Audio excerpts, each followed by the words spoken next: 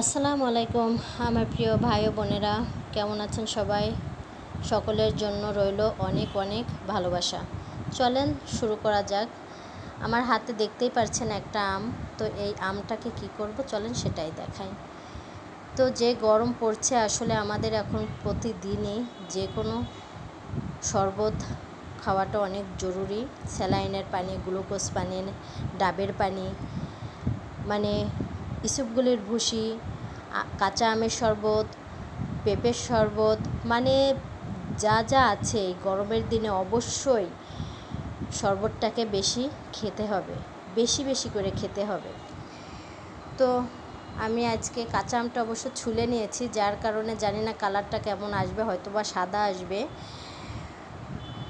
কাঁচা আমটাকে আমি এখন ব্লেন্ডারের ভেতরে দিয়ে দিচ্ছি। আপনারা ঝালের পরিমাণটা একটু কম করে দেবেন, কারণ কম দিলে পারেই ভালো লাগবে, তা না হলে টক আর ঝালের মিষ্টির পরিমাণটা বেশি হলে একটু ঠোঁট জ্বলে যাবে আর কি, গরমের দিন এমনিই। তো ঝালের পরিমাণটা আপনারা কম করে দিবেন। তো এখন এটাকে আমি ব্লেন্ড করে ফেলবো। হয়ে গেছে আমার এটা ব্লেন্ড করা। এখন আপনারা আপনাদের স্বাদ মতো বরফ কুচি দিয়ে আপনারা পরিবেশন করবেন। শরবতটা কেমন হলো অবশ্যই লাইক কমেন্ট করবেন, আর আমার চ্যানেলটি যদি আপনাদের ভালো লেগে থাকে তাহলে লাইক কমেন্ট শেয়ার করবেন এবং সাবস্ক্রাইব করে আমার পাশে থাকবেন। আপনাদের ভালোবাসা পেলেই তো আমি এগিয়ে যেতে পারবো। আসলে একসাথে কাজ করলে আমরা সবাই এগিয়ে যেতে পারবো।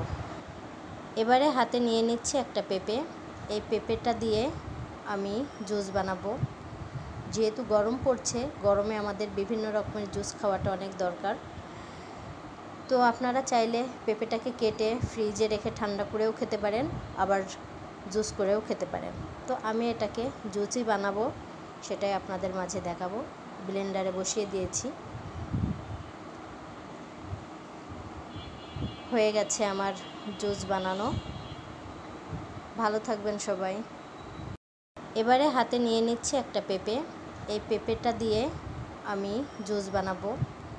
যেহেতু গরম পড়ছে, গরমে আমাদের বিভিন্ন রকমের জুস খাওয়াটা অনেক দরকার। তো আপনারা চাইলে পেঁপেটাকে কেটে ফ্রিজে রেখে ঠান্ডা করেও খেতে পারেন, আবার জুস করেও খেতে পারেন। তো আমি এটাকে জুসই বানাবো, সেটাই আপনাদের মাঝে দেখাবো। ব্লেন্ডারে বসিয়ে দিয়েছি। হয়ে গেছে আমার জুস বানানো। ভালো থাকবেন সবাই। চলেন এবার চলে যাই আমার লেবু গাছটাতে। আমের শরবত, পেঁপের শরবত তো হলো, এবার আমি আপনাদেরকে দেখাবো লেবুর শরবতটা। তো আমার গাছটা থেকে লেবুটা ছিঁড়ে নিলাম আর কি। তো আমি বন্ধুরা আগেও বলেছি, এখনও বলছি, আপনারা কিন্তু বেশি বেশি করে শরবত খাবেন। খুব গরম পড়ছে, প্রচণ্ড গরম পড়ছে। এই গরমে অবশ্যই শরীরটাকে ঠান্ডা রাখতে হবে। আপনারা অবশ্যই শরবত, পানীয় জাতীয় জিনিসকে বেশি বেশি খাবেন, ফল, ফ্রুট এবং শরবত। আর আমি কিন্তু আজকে লেবুর শরবতটা শুধু লেবু দিয়েই বানাবো না, আমি এর সঙ্গে কিন্তু ইসবগুলির ভুসিটাকে অ্যাড করব, কারণ ইসবগুলির ভুসি, তুকমা দানা আমাদের শরীরের জন্য কিন্তু অনেক উপকারী একটা জিনিস। তো আপনারা যেসব ভাই বোনেরা ইসবগুলির ভুসি, তুকমা দানা খেতে পারেন না, তাদেরকে বলবো আপনারা ট্রাই করবেন। এটা কিন্তু শরীরটাকে ঠান্ডা রাখে এবং অনেক ভালো একটা জিনিস। তো আমি এটার ভেতরে হালকা চিনি দিয়েছি, চিনিটাকে মিশিয়ে নিয়ে এবার আমি ওর ভেতরে আমি ইসবগুলির ভুসিটাকে দিয়ে দেবো আর কি।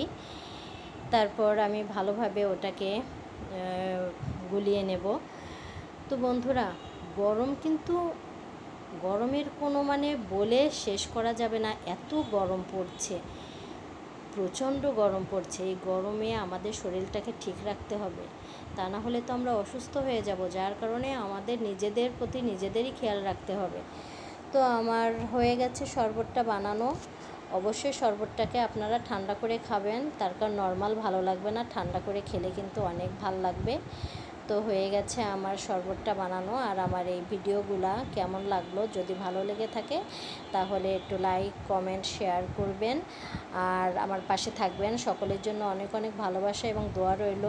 পাশে আছি, পাশে থাকবো ইনশাআল্লাহ। ভালো থাকবেন সবাই।